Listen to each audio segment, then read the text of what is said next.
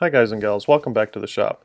In the last episode, I was trying to figure out what I was going to do about creating some legs for this bench because I originally planned on using some sawhorses, but they took up way too much space, so I'm going to make some smaller in area legs. Here I have the lumber cut up to size, and I'm just placing out in the general design that I'm going to have. Basically, it's two vertical pieces and two cross pieces, and I'm going to join the pieces together with some half lap joints using the circular saw. It was a really nice day outside, so I decided to do it there and avoid creating a lot of dust in my shop. That's one of the nice things about working outside is you put all that dust out into the yard and it really doesn't matter if it's there. Whereas in the shop you gotta clean it all up, and in my garage it just gets over everything. I clamped all the pieces together and then marked out where I would be putting the lap joints.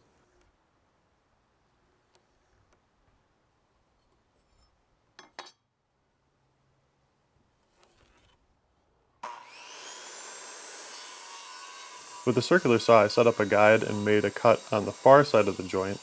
Then I moved the guide and started working my way towards the near side, just moving like an eighth of an inch or a quarter of an inch at a time. And I didn't have to worry about being super precise with these except for the two outside cuts. The inside cuts, it doesn't matter so much because I'm just going to knock those out, the pieces that are left with a hammer, and then I'm going to chisel it flat. I was surprised when I was doing some reading about the strength of different joints that the half lap is actually considered to be the strongest of the woodworking joints versus a mortise and tenon or a dowel joint or a bridle joint. If you compare all of them under several different tests that I've seen, the half lap comes out best. Which is also, I mean, it's nice that it's really strong, and it's also nice that it's a fairly easy joint to make. You can make it with minimal tools.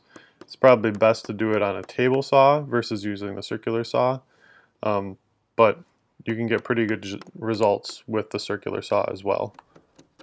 After I knocked out the pieces, I just used the chisel to kind of get the smaller pieces that were left. And I was trying to get it fairly flat. It doesn't have to be perfect. The flatter you get it, the more glue surface you're going to have, and then the stronger the joint is going to be. I was a little unhappy with how tight the joints were when I glued it up. There's small gaps in between that would allow for some wiggle, but the glue is enough that it's going to be pretty darn strong. I glued it up with some regular old Elmer's wood glue. I found Elmer's to be strong enough for everything I've done. I've made quite a few projects and I've never had it fail. So you can spend a lot of money on Tight Bond and other glues, and I'm sure they all have their pros and cons, but Elmer's wood glue has never let me down. One of the nice things about lap joints is that it's really easy to clamp them together because you can just clamp the two faces together. You don't have to go across the joint, and you don't have to put pressure at weird angles or anything, or have really long clamps. If these were mortise and tenons, I would have to have much longer clamps to be able to clamp from both ends. But here I can just clamp the two faces together, and so the clamps don't have to be especially wide. I just use these quick clamps that work just fine. After the glue dried, I put the bench top on top of the legs, and then I drilled some holes into the legs that I'm going to use to attach the bench top to it. I used T-nuts on the inside and bolts with handles on them to pull everything together, and it really made for a pretty strong, nice joint, and it's also really easy to take apart. I'm attaching the well board to the rest of the bench with some hinges, so it can also serve as a lid if I wanted to transport the bench. I could put stuff inside the bench with it flipped over and use the well board as a lid. This was my first time putting on hinges that needed to have a housing made for them, or like a recess, and I actually was surprised that it was fairly easy to do. I just marked where I wanted them to go, used the utility knife to scribe around the hinge, Then I used a chisel to make a series of shallow cuts. Pared out those little chips that I had made and tested the hinge in the recess until I got it exactly the depth I wanted. You could also use a handheld router to do this, either a power or the traditional hand tool, the router. But it worked just fine using the chisel. And as long as you're patient and don't try to take too much down at one time, you can get it set pretty exactly. I attached the hinges to the wellboard side, but then attaching the wellboard to the rest of the bench was kind of tricky. I had to prop it up on some boards. It would be best if you could have both surfaces on the same level, but I did make it work. It was just kind of a cumbersome thing to do. So now with both legs on, I tested it out for stability and really got a lot of side to side movement when I would push on it, which would be not very good for planing. You don't want a whole lot of wobble. So I decided to make some braces underneath that would attach from the legs to the bench top. And these really cut down on the wobble quite a bit. It's really much more stable.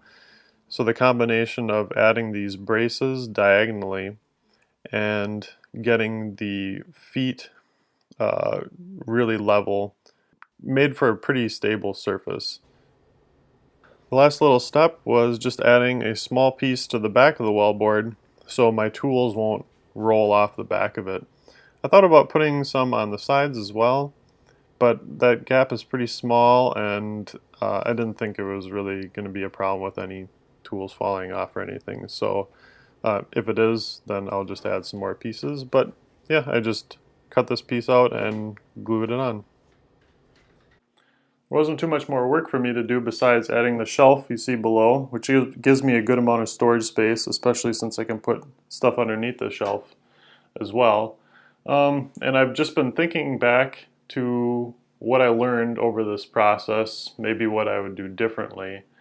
One thing I learned was that using hand tools for a lot of this stuff is very time intensive, especially things like planing stock. And these boards are pretty big, so if you want to get them flat by hand, it's going to take a lot of time. So in the future, I would like to invest in a joiner and a planer, but I really don't have the space or the money for that right now. So that's just something to think about in the future. When I started this, I didn't realize how difficult it would be to make a really solid and sturdy bench that would also be light. So this thing, I mean, I tried to make it about as light as possible, and it's pretty sturdy, but it can still sway side to side a little bit. I could do a few things to reinforce it.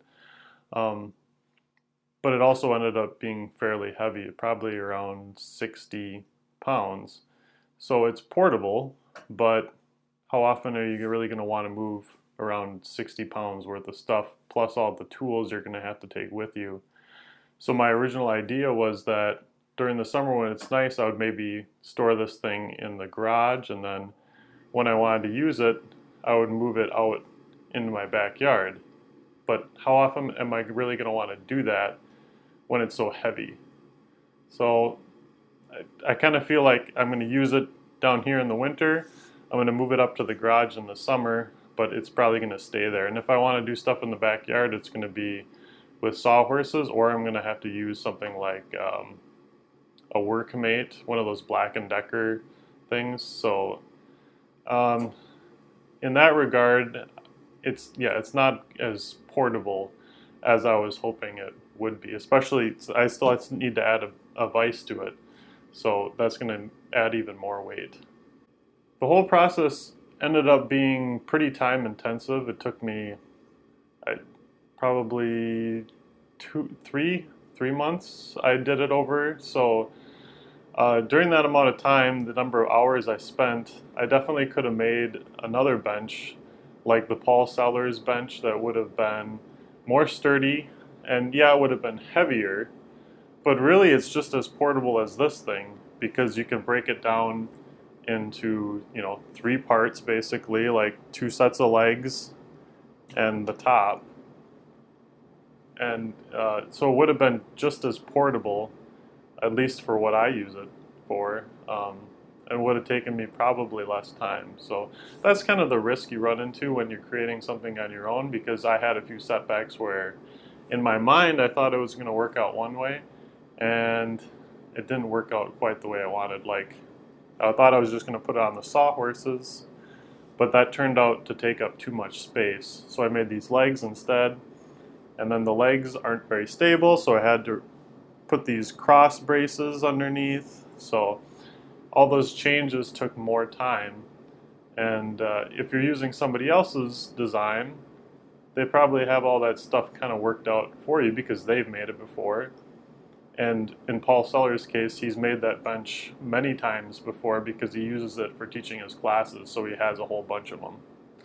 So that's one thing to consider when you're designing your own furniture or tools or whatever, that it's going to take a lot more time, especially if you're new at it, which I definitely am.